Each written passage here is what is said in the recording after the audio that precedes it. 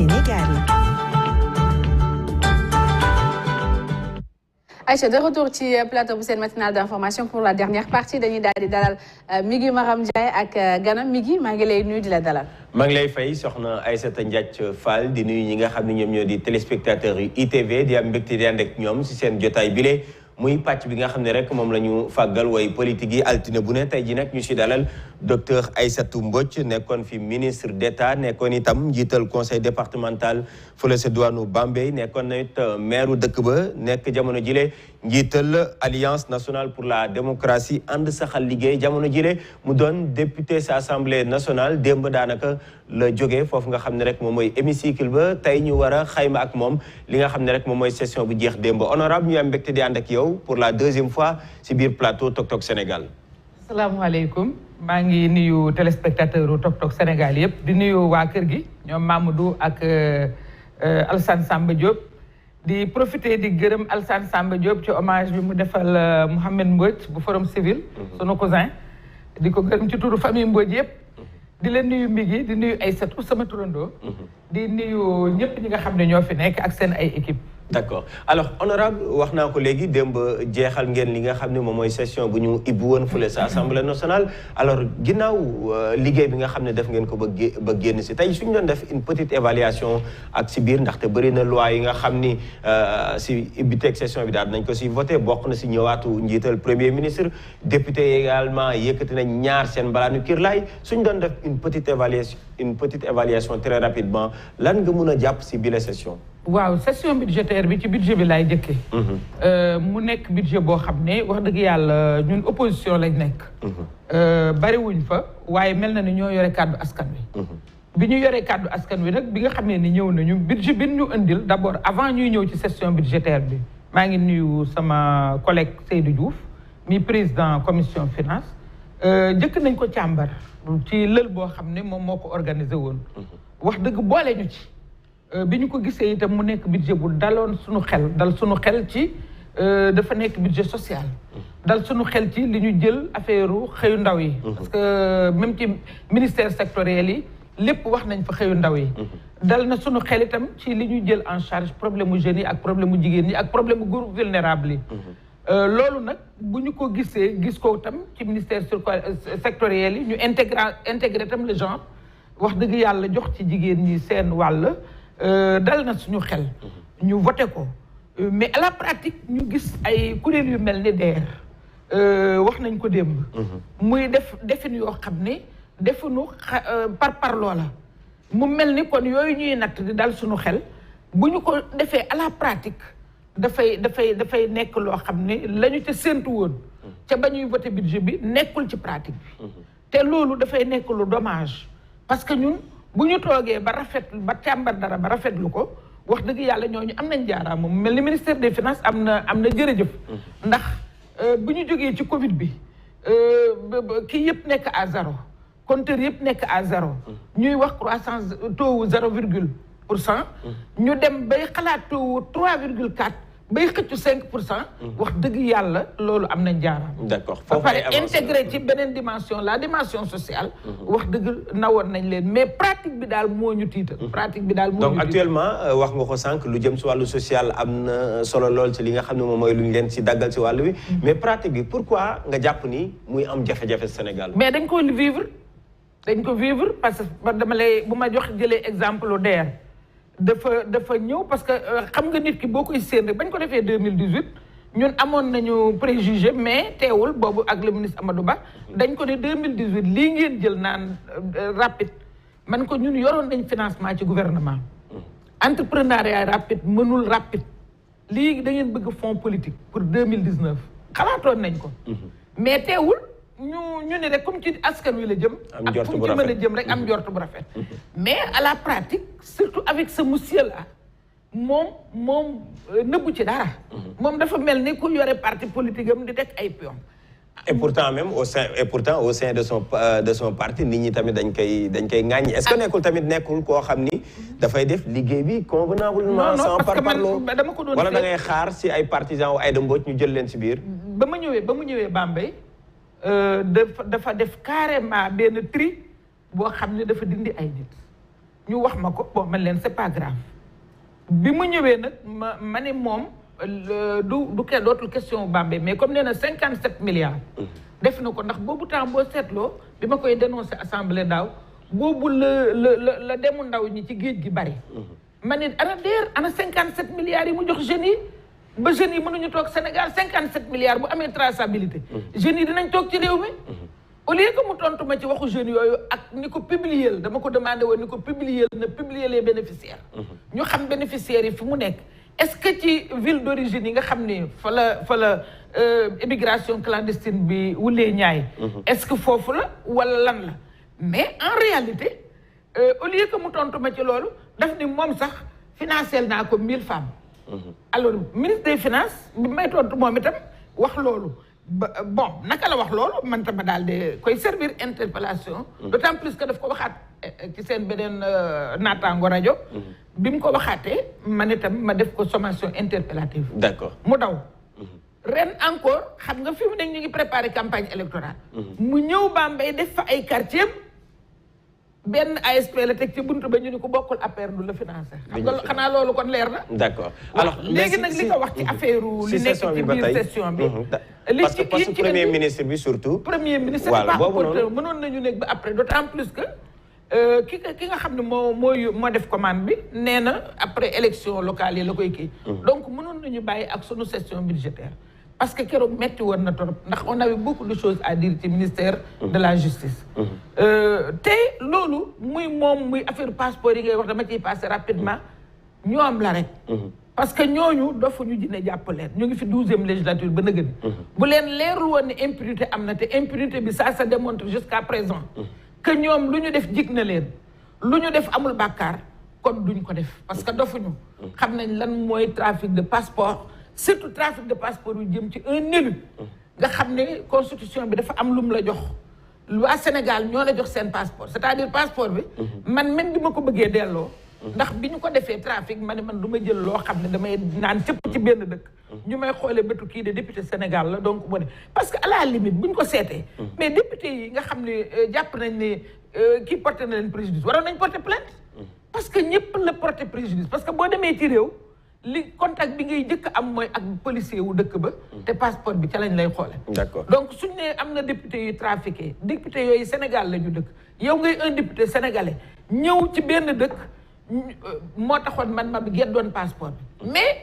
am na dëkk boo xam ne dañ ne il faut que ma jël passeport bi am na mission boo xam ne ba ma koy doxee dañ ma ne foog nga yore sa passeport diplomatique parce que moomuma passeport bi peuple bi nga xam ne seen mandat laa yor ñoom moom passeport bi ñoom moom immunité bi ñoom moom protection bi ñoom moom privilège bi ñooyu sama peuple Sénégal ñoo ma ko jox donc ñoom peuple bi la ñu tooñ d'accord alors ñooñu peuple bi la ñu tooñ ñaar fukki fan ak benn si weeru décembre bi say xibaar nee nañ danañ leen déglu si kanam waatekat bi mais si biir waxtaan ba tey wax naa la ko mooy ñëwaatu premier ministre fii si biir Sénégal si atum 2019 ginnaaw ba ñu génnee si présidentielle njiitu réew mi Macky Sall daf leen woowoon sa assemblée nationale jaaree ko si ministre am daal di dindi poste bi ñu toogaat ñaari at après mu indiwaat ko si argument yi nga xam ne joxe nañ ko mooy dafa war a nekk njiital li nga xam ne rek moom mooy président en exercice bi Union africaine lu nu mel yow est-ce que jàpp nga ni argument la bu valable pour ñu war a mën a indiwaat poste bi. ñun 4 mai 2019 bi muy génne poste premier ministre ñun xamoon nañ ne le président du Sénégal ak ku mën a doon mooy nekk président UA Union africaine ñun rek ñun ñu bokkul ci nguur gi. le 4 mai 2019 bi muy génne poste premier ministre ñun xamoon nañ ni présidence parce que en réalité présidence tournante la ñaareel ba Sénégal quand même am na ay indicateurs yu wane ni mën na ko te loolu dafa nekk cër boo xam ne barki Demba Ndiaye Alpha Condé nekk na ko nekk googu teewul benn dimanche la xëy ñu yee ko ni ko nekkatoo président donc loolu ñàkk xam fu muy teg tànkam rek la parce que en réalité tâtonnement nga gis man jàpp naa ne yërëm moo gën yedd fi mu nekk kenn mënu ko yedd kenn xamul lan la kenn xamul ndax dafa amul fu mu wéeru fu dëgër kenn xamul ndax conseiller yi la kenn xamul mais même ci image yi maa ngi koy wax benn nitam démb rek bërki démb ne ko même ñi leen di photo war ngeen ko xool parce que ñun nous avons besoin am suñu président mu am image bu kii parce que tam dañuy jokkalanteeg bitim réew di wax ak ay nit ñoo xam ne dañuy apprécier ci kaw suñu image yu njiitu réew donc ñun bañ koy def ñun dañu bañoon bañ koy def 2019 ñun dañu bañoon man discours bi ma defoon ba léegi maa ngi koy fàttaliku mu ngeeg man ma wax ni li nga xam ne moom le président américain bi Obama waxoon ni Afrique soxlawuñu ay hommes forts dañu soxla ay institutions fortes mu mel ni dañuy fay suñu institution bi benn pion nga teg rek tey nga teg fii migi su la migi xoolee nga ne dafa xëy lundi matin xeelu ma négal ma teg ay sët wala nga bëgg a dem jël ascenseur bi daal dee ne kooku daal wóoluwuma ci ay sët négal ba xam ba mi ngi ñëw wala ba alsaan ñëw autrement dit yow kon si ñi nga xam ne dañoo ay pion rek ñi am soupçon si poste premier ministre bi yow da nga see bokk ni jàpp ni peut-être dafa am lu tax mu bëgg ko indiwaat non c'est sûr ne wanewuñ ko c'est sûr qu'il y a des calculs politiques c'est Comme sûr quoi, que par parce que exemple am na ay ñoo xam ne sax ñu ngi ci biir coalition ñoo xam ne ñu nga assemblée ku nekk ci biir coalition di wax di soupçonner ne dafay am lu ñuy bëgg a làq am na loo xam ne bi nga xamee ne def nañ ko ci article 87 bi ba bëgg koo éliminer benn xale caatu assemblée bi moo ko génne bi mu ko génne ñu daw te maa ngi koy félicité bu baax di wax moroomam yi mu nekkal foofu nañu xool ci Mariam Soda xale bu correct la te day tax nag ñun ñi doon xeex parité duñ ko réccu parce que nag wax dëgg yàlla am na comportement yoo xam ne yéen ñi journaliste seetlu ngeen ko day tax il est vrai que la médiocrité n'est pas réservée exclusivement aux femmes waaye nag dafa am ay jeunes femmes yoo xam ne dinañ ñëw assemblée ba ñu ngi nii di pare législature bi duñ fa jëlee dara ndax de soit dañ leen di utiliser pour ñuy tontu soit ñu utiliser leen pour ñuy chahuter te yooyu du jariñ dara parce que xam nga loolu ñi ñuy jéem a chahuter di jéem a kii mënuñu leen a atteindre ndax boxe wuñu ci même catégorie ak ñoom mais ñoom la ñuy gën a yërëm parce que assemblée ku fa ñëw rek war nga fa jëlee dara war nga fa jànge dara donc Mariam Soda bi mu seetee problème bi nekk ci article 103 boobu dañoo gaawantu ñoom reconnaître lañ ko de bien que mu ngi ci seen biir mais dañu gaawantu ñoom jox ko ministre bi mu def amendement donc gis nga ni tâtonnement la parce que ministre bi moo waroon a jëkk a xalaat loolu yenn saa yi dañuy ñëw wax benn affaire ministre bi du ko seetlu ba kenn ci député yi mooy ñëw seetlu ni affaire bi waroon nañ ko wëlbati te loolu ministre bi la waroon d'accord donc loolu yëpp seetlu nañ ko ci session bi d'accord alors ginnaaw assemblée nationale si fàttali également yaa ngi bokk si coalition Yewwi Askan Wi bu Khalifa Ababacar Sall bu Ousmane Sonko entre autres ngeen jëm si ay élections locales est-ce que dafa mel ni parce que seen communiqué bi ma mujjee lire démb ba tey da ngeen di am ay njàqare si élections yi maanaam si wóolu leen ñi nga xam ne ñoom ngeen ko seqal est-ce que lu nu mel également nekkul également en même temps ngeen di préparer seen défaite comme ni ñu koy gisee à chaque fois su élection jegesee ay soupçons yoo xam ni amul preuve. défaite ñoom ñi nekk ci nguur gi ñoo gën a tiit défaite que ñun Yewwi Askan Wi waxul ci bakkan léegi bi ñuy wax affaire DER bi dama ne la il a fallu que DER bi ñëw def ay bêtisam ci biir Bambey ma dooree xam ni kii ndekete nii la mel mais en réalité Yewwi Askan Wi dafa dem ak préjugé bu favorable bi mu demee ak préjugé bu favorable ni gi yéen wax ngeen ko yéen journaliste jàmbaar ngeen parce que mënu leen seet ay coalition yoo xam ne barki démb lañ judd waaye nee nañ nguur gi ku mu bëgg nga def liste parallèle ca foofu la lay yóbbu kooku amul benn problème amul benn rejet nga gis coalition Benno Bokk Yaakaar ci yenn dëkk yi on a des informations comme quoi dañ lay sax woo ne la kaay defaraat amul benn problème ñu jël benn nit boo xam ne ñun amoon nañ ci moom préjugé bu baax mu bokk ci ñun ku ñëw ne la damay bokk ci sa parti nga jël say dossier jox ko mu dem ak dossier am nga xam ne escroquerie mënu la war raw loolu nga gis kooku fan njiiti réew di ko recevoir mais léegi nañ wax ji yëpp loolu la c'est-à-dire que c'est un aveu de taille sa Djibril Ngom laa reçu par le président de la République ak forfait bi mu def man su doon man la man rek du ma président du ma gardien de la constitution aw ma benn manoore boobu waaye man bu doon man la rek dinaa éviter Djibril Ngom boobu lu ma ko bëgg gërëm dinaa yónni benn mi gi Maram Ndiaye ni ko demal nga seetal ma ko defaale reportage wala joxal ma ko enveloppe bi mais du ma ñëw di ko jox enveloppe boo xam ne dañ koy teg àddina yépp di ko gis loolu corruption mënatu koo weesu ba pare ak lu ñu mën a fexe ak lu ñu mën a wax loolu rek dafa doy exemple waxuma laay nag ñun li ñu vivre à la base. mais est-ce que état actuel bii ñu toll à presque 1 mois des élections jàpp ngeen ni toutes les conditions sont réunies pour ñu am ay élections yu transparentes. élection transparente moom fooguñu ko parce que gis nga yow problème bi nekk ci problème carte d'identité yi gis nga retouru carte d'identité yi au niveau de Ziguinchor démb jàpp nañ ay nit ñuy séddale carte d'identité ak Kër Massar vidéo yaa ngi fii mu ngi fii ci sama téléphone mën naa la ko jox. leneen li ci des moo di les préfets yi nga xam ne dañu taxaw ni mi ngi Marème Ndiaye du bokk Aïssata laa bëgg mu bokk. seen droit lañ nekk également pour mën a toppee mbir mi dem. cour suprême wala feneen ak feneen dama ne moom bu ñuy nekk def saisine. est-ce que dafa am lu leen yàqal est-ce que bu Aïssata Ndiaye déposer dossier. te yow nga déposer est-ce que moom dafa am ay intérêt yu menacé. est-ce que même su menacé tamit honorable réew nag dafay doxee ab yoon. dañu ko bokk ci élection nii ngay jaar. su fekkee mataloo ko kay dañ lay delloo sa dossier. non seulement matal nga ko mais prouvé nga ni matal nga ko. nga ni problème mu heure la dafa ñëw ci budul heure. kooku ne la man ñëw naa ci heure la preuve en est que jeton yi ñu doon joxe ci ñi teel a ñëw jël naa ko. nga woo huissier mu constaté jeton ba. constaté ban heure. nga inscrire ci benn liste. huissier bi ñëw daal dee ne heure sàngam la inscrire ci liste bi loolu lu leer la. ñu dem cour d'appel daal ne comme ñëw na ci heure boobu. kon bàyyi ko mu déposé. d'accord nga ñëw ni comme maa tere woon ni du déposé. kon ba léegi du déposé wala leneen li ci des sama laaj ko ministre bi. moo di ñoom préfet yooyu bu ñuy esté en justice ku leen di taxaw. day na waar alors ndax agent judiciaire de l'État. wala ndax avocat ban avocat kan mooy fay avocat bi dañuy jël suñu xaalis fayee ko avocat bu ñuy attaqué. alors honorable Yewwi Askan Wi boobu sax laay descend ak yow parce que kenn si yéen génn na si ay bés ñu génn muy Khalifa Ababacar Sall pour wax ni candidat day doon si atum 2024. alors dama bëgg a xam naka ngeen organiser wu si biir coalition bi est-ce que tey jii. seen bëgg-bëgg Khalifa wax na ko ba noppi. man si biir coalition bi laay dugg. dama jël Khalifa comme prétexte. xam nga li nga xam ne moo dérangeant. honorable dama wax Khalifa comme prétexte. en réalité interview jàmbur. man mënuma ci interview. dama ko jël comme prétexte. sama question c'est-à-dire que Yewwi Askan Wi daal benn principe la ñu def. mooy ànd nañ ci élection locale yi. ñu fas yéene ànd pour toujours. loolu mooy laaj bi naka ngeen fas yéene àndee. xanaa liberté bu kenn ku nekk am. liberté yi ñu am ba ñëw bu dugg ci coalition bi ci élection locale yi. am ko pour jàpp ni dañoo war a bokk ci élection législative yi ensemble. moom la ñu am pour que bu ñu demee 2024 kenn ku nekk am liberté boobu. waaw d'accord alors sur la base de l'action libre daal ci la ñu ànde.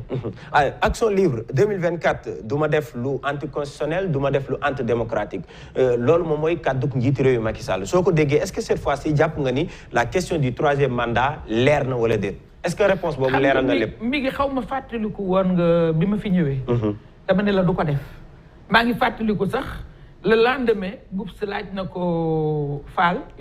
Ibou Fall naan ko Aïda Mbodj dafa nekk ba suur rek parce que Mbodj la sant. mu ngi café lu doy waar.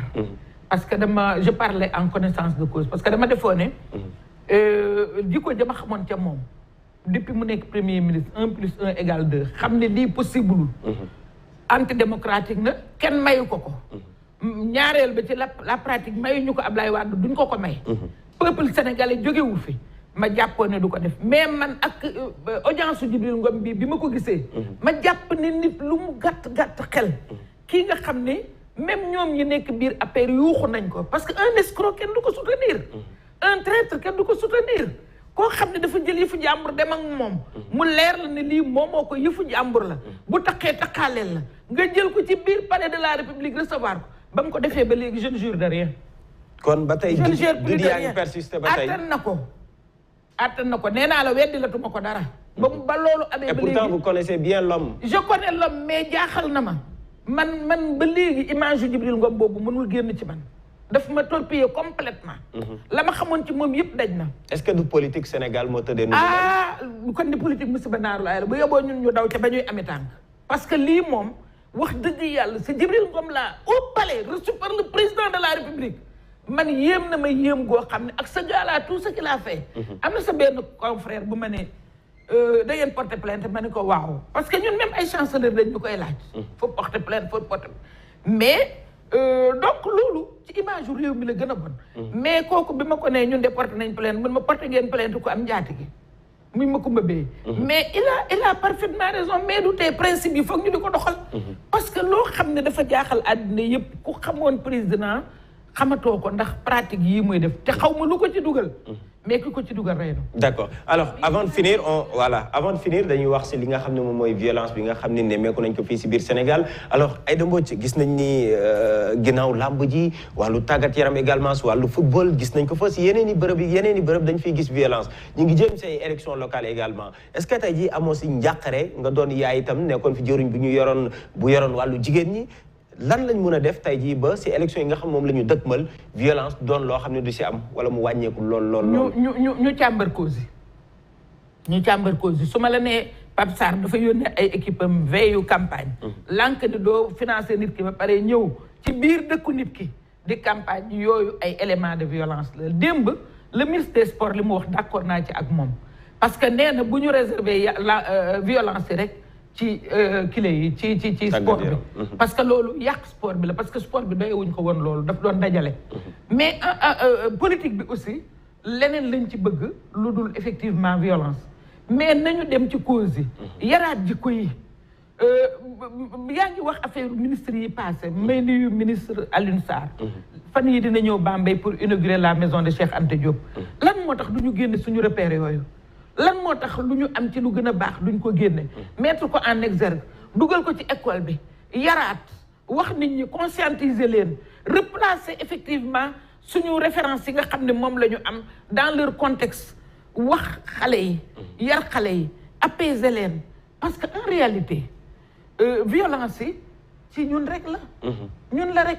parce que am na ay ingrédients yoo xam ne soo koy def di pousser nit ki xoolal xaj muus bi nekk sa kër rek soo koy pousser ba mu sës ci miir bi day obligé wëlbati ko firi ay moustache am daal di jàkkaarloo yow loolu rek moo fi nekk te dafa am élément yu bëri yoo xam ne actes yu bëri yoo xam ne dañ koy poser muy ci nguur gi muy ci feneen yoo xam ne effectivement ay provocation la yoo xam ne provocation yooyu bu yàggee rek dafay indi leneen. d'accord alors honorable ñu bàyyi leen nga tàggatoo waxtaan dinañ ko yeggali léegi suñu noppee ci plateau bi. waaw mi maa ngi leen di gërëm bu baax a baax di sant yàlla di wax ni nañu dal parce que Sénégal ñun ñëpp ñoo ko bokk te mënuñu ko génn muy élection bu amee bu taxee ba daluñu aussi le 24 en réalité ñëpp dañu war a dem te man damay ragal nguur goo xam ne day tooñ parce que di buur di dëmb nag kenn mayu ko kenn boo amee sa njaboot da ngay xam ne da nga war a nekk au-dessus de la mêlée da nga war a yëlif ñëpp ñun opposition lañ nekk mais du tee lu baax lu ñu gis buñ ko waree reconnaître dañ koy reconnaître suivre ngeen ko yéen a ngi woon ak ñun assemblée suñu amee lu ñu war a dénoncer nag dara am na ñoo xam ne option lañ def nekk ci opposition bi pour nekkal askan bi dara mënta tee ba lu ñu gis te war ko dénoncer luñ ko dénoncer waaye nañu nekk ci jàmm nañu respectante nañu bàyyante xel di ko jaajëfal baax a baax moom docteur Aïssatou Mbodj nekk député sa assemblée nationale nekk itam membre coalition Yewwi Askan Wi moom moo doonoon suñu gan tey jii si biir Tok Tok Sénégal di pàcc bi nga xam ne rek moom la ñu jagleel way politique yi di leen jaajëfal yéen itam téléspectateurs yu ITV di la jaajëfal Aïssatou Ndiaye yow mi nekkoon ak ñun si plateau bi di la jaajëfal bu baax a baax mi ngi Maram Ndiaye di jaajëfal bu baax a baax docteur Aïssatou Mbodj nekkoon suñu gan tey ci Tok Tok Sénégal mi ngi c'était un plaisir de te retrouver c'était un plaisir également de retrouver sama turando ça faisait très longtemps alors di jaajëfal bu baax a baax toute l'équipe technique di jaajëfal internaute waaw